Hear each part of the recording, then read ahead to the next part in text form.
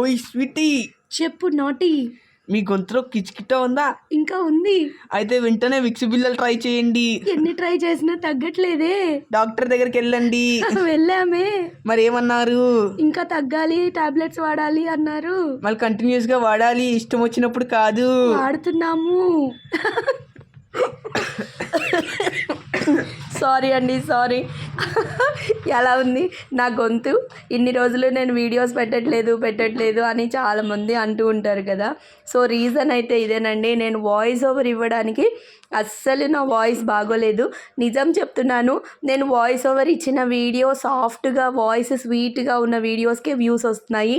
ఈ రకంగా గొంతేసుకొని మాట్లాడుతుంటే అసలు మినిమం వచ్చే వ్యూస్ కూడా రావట్లేదండి. అది చూసుకొని బాధేసేస్తుంది. నాకు ఇక్కడ వెదర్కి థ్రోట్ ఇంకా సెట్ అవ్వట్లేదు. అంటే తగ్గుతుంది, మళ్ళీ నెక్స్ట్ డే మార్నింగ్ పొద్దున్నే లేచి బయట ముగ్గు పెట్టుకొని చలిలో పని చేసుకుంటూ ఉండేసరికి ఎంత డోర్లు వేసుకొని వంటింట్లో పని చేసుకున్నా ట్యాప్లో వాటర్ అవి చల్లగా ఉంటున్నాయి కదా, దాంతో మళ్ళీ మొదటికి వచ్చేస్తుందండి. అసలు కొంచెం మాట్లాడితే చాలు విపరీతంగా దగ్గొచ్చేస్తుంది. ఇప్పుడు కొంచెం సెట్ అవుతోంది.